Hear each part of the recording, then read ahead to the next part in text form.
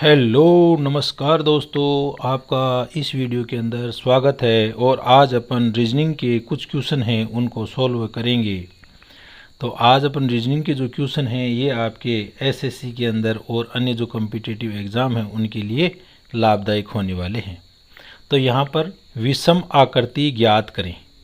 तो ये आकृतियाँ 4 1 2 3 4 आकृतियाँ हैं। तो इनमें अपन को विषम आकृति देखनी है। तो दोस्तों इसमें देखो कि ये इसका सेंटर अपन ये मान लेते हैं। तो ये और ये इन दोनों का आधा भाग है, आधा आधा भाग तो ब्लैक किया हुआ है और आधा खाली है। तो 2 भाग केंद्र की ओर खाली हैं, इसमें 2 भाग केंद्र की ओर खाली हैं, इसमें 3 भाग केंद्र की ओर खाली हैं और इसमें 2 भाग केंद्र की ओर खाली हैं। तो अपन को इसमें विषम चुनना है। तो इसमें 3 आ गई, तो इसका ये 3 आंसर आ गया। तो ये 3 वाला ये इसका थर्ड आंसर दोस्तों इसका हो गया। दोस्तों अगला क्वेश्चन है, निम्नलिखित में से कौन सा अधिवर्ष या लीप ईयर है। तो अपन जानते हैं कि जो वर्ष के अंदर 365 दिन होते हैं। कितने दिन होते हैं? 365 दिन होते हैं। लेकिन अपनी जो पृथ्वी है वो सूर्य की ओर जो चारों ओर चक्कर लगाती है उसके अंदर 365 दिन के अलावा 1/4 दिन है वो एक साल में अधिक गति लगाती है। तो ये 1/4 4 साल के अंदर ये एक दिन हो जाता है। तो इस एक दिन को एडजस्ट करने के लिए हर 4 वर्ष बाद में जो चौथा साल है वो 366 दिन का होता है। तो इसकी ट्रिक है वो ये है कि जिस वर्ष के अंदर 4 का पूरा भाग चला जाता है वो लीप वर्ष या अधिवर्ष होता है। तो इसमें 2016 है, उसमें 4 का पूरा भाग चला जाएगा। 4 पंजे 20 और 4 चौक 16। तो ये लीप वर्ष इसका क्या आ गया? आंसर थर्ड आ गया। तो ये थर्ड इसका आंसर हो गया। दोस्तों अगला क्वेश्चन है कि निम्नलिखित शब्दों को शब्दकोश के अनुसार अवरोही डिसेंडिंग क्रम में व्यवस्थित करें। तो अपन को असेंडिंग क्रम में नहीं करना है, डिसेंडिंग में करना है। तो सबसे पहले तो अपन इनका असेंडिंग लिख देंगे और फिर उल्टा कर देंगे। तो असेंडिंग, तो असेंडिंग के अंदर इनको देखो आप, CE CE CE CE CE। तो पांचों में 2 अक्षर तो समान हैं। तीसरा अक्षर L A L L, तो L वाले तो समान हो गए। और ये तो A कितने नंबर पर आता है? A है, ये आता है अपना 1 नंबर पर और C आता है 3 पर। तो सबसे पहले तो क्या आ जाएगा? C आ जाएगा आपका। उसके बाद में क्या आ जाएगा? D आ जाएगा। C और D। अब देखते हैं अपन L L वालों में। तो ये L A, ये L I। तो I है वो 9 पर आता है और L A ये 1 पर आता है और ये डबल L। तो डबल L है तो K L L 12 पर आता है। तो इसके अंदर पहला क्या आ जाएगा? A आ जाएगा। इसके बाद भी इन 3 के अंदर ये A आ जाएगा और फिर L I ये E आ जाएगा और लास्ट के अंदर ये आ जाएगा। तो ये तो इनका असेंडिंग क्रम हो गया। डिसेंडिंग के लिए अपन इनको उल्टा कर देते हैं। B E A D और C, ये इसका आंसर आ जाएगा। तो B E A D C, तो इसका आंसर अपन 2 कर देते हैं दोस्तों। तो ये इसका आंसर आ गया। दोस्तों अगला क्वेश्चन है, निम्नलिखित श्रृंखला को पूर्ण कीजिए। तो देखो आप इसमें क्या है श्रृंखला के अंदर? ये आ गया 53 53 40 40 और 27 27 और ये प्रश्नवाचक। तो 53 53 53 में से 40 कितना कम हो गया? ये 53 53 में से -13 कर दिया तो क्या आ गया? 40 40 में से फिर -13 कर देंगे तो 27 आ जाएगा और 27 में से अपन फिर वापस 13 कर देंगे तो ये कितना आ जाएगा? 27, तो ये 14 आ गया। कितना आ गया? 14 आ गया। तो 14 इसमें 1 नंबर का है। तो ये इसका आंसर 1 आ गया दोस्तों अपना अगला क्वेश्चन है, यदि फुटबॉल को तो क्या कहेंगे? हॉकी को बास्केटबॉल को क्रिकेट तथा क्रिकेट को कबड्डी कहा जाता है तो मेजर ध्यानचंद ने कौन सा खेल खेला? तो मेजर ध्यानचंद है वो अपन को मालूम है हॉकी के खिलाड़ी थे। तो हॉकी को अपन क्या बोल रहे हैं? बास्केटबॉल बोल रहे हैं। तो ये इसका आंसर हो जाएगा। तो ये बास्केटबॉल, तो इसका आंसर अपन 4 कर देंगे। क्या आ जाएगा? 4 इसका 23 का आंसर आ जाएगा। दोस्तों अगला क्वेश्चन है, आर का घर एम के घर के ठीक सामने है। ठीक है, आर उत्तर पूर्व की ओर जाता है। तो ऐसे क्वेश्चन हल करने के लिए सबसे पहले अपन दिशा सूचक एक ये बना लेंगे।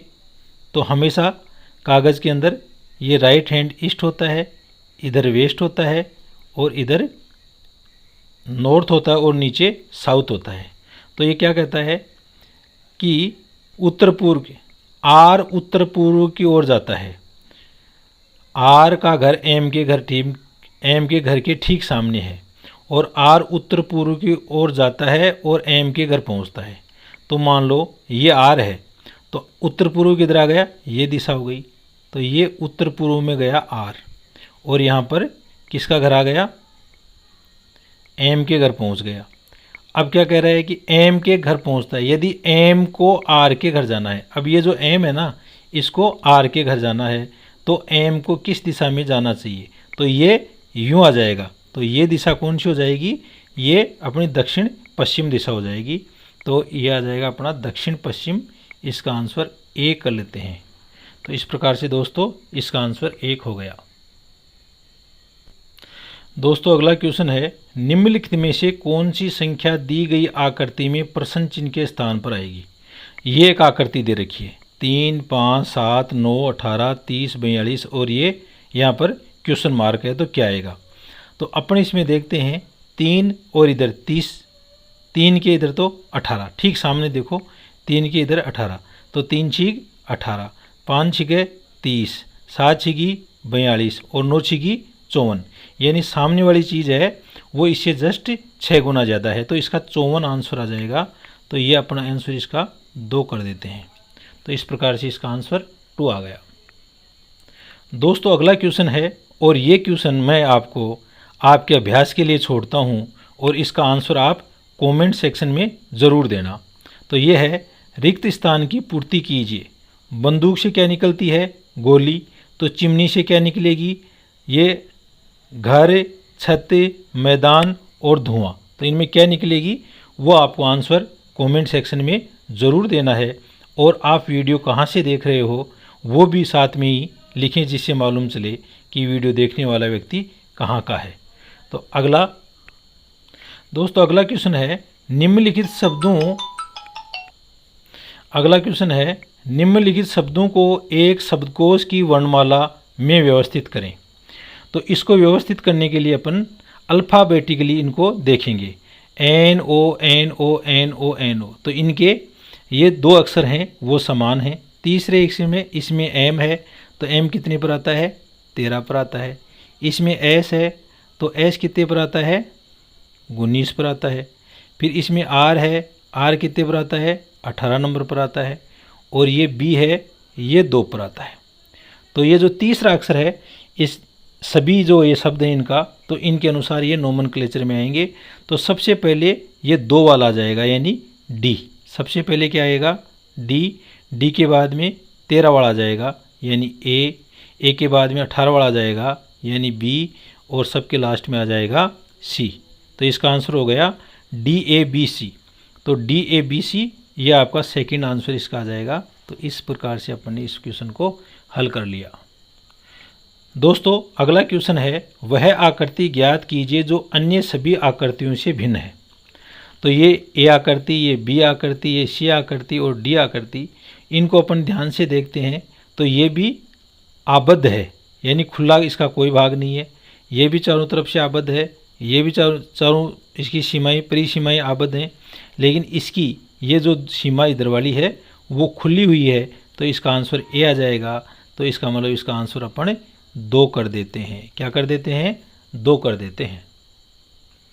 दोस्तों अगला क्वेश्चन है, निम्न में से कौन सा वेन आरेख पुरुषों, महिलाओं और शिक्षकों के मध्य सही संबंध को दर्शाता है।